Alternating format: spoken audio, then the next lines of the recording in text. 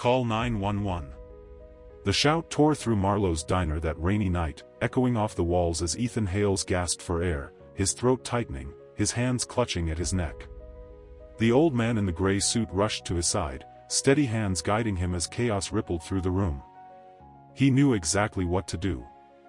Moments later, as Ethan caught his breath, pale and trembling, he whispered hoarsely, "Thank you, sir, but how did you know I had an allergy attack?"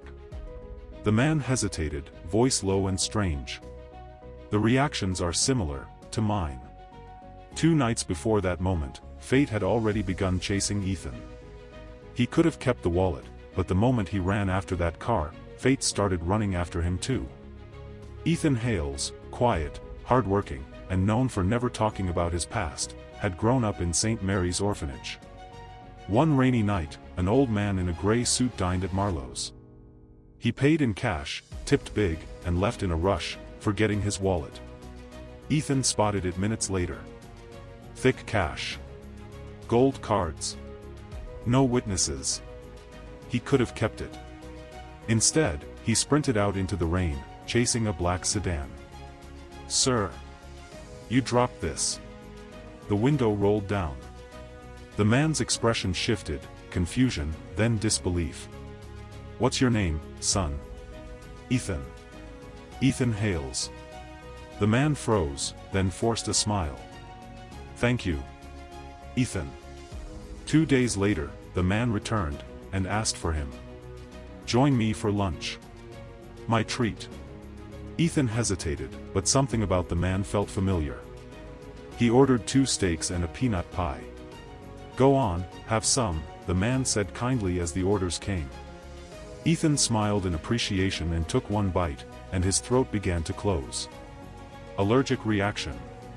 Call 911, the man screamed. He moved fast, almost too fast, like someone who'd done this before. When Ethan finally caught his breath, the question came, the one that would change everything. "How did you know?" "The reactions are similar to mine," the man muttered. Later that night, the man sat alone in his car, hands trembling. He pulled out an old photo, a woman holding a baby with Ethan's eyes, the same birthmark under his lip. "No. They told me the child died." He grabbed his phone. "Find out everything about a boy named Ethan Hales. He's a waiter at the diner I frequent." 2 nights later, the investigator's voice came through. "Sir, there's no record. No birth certificate. It's like he never existed." "What about his parents?" "He's an orphan who grew up at your wife's orphanage, sir." There was a police report. "A fire. 23 years ago. Richard Hales went still. That's the year my son was born." That night, he didn't sleep. He kept staring at the words on the old police report, whispering them under his breath. St. Mary's Orphanage, 23 years ago. The same year he'd lost his infant son.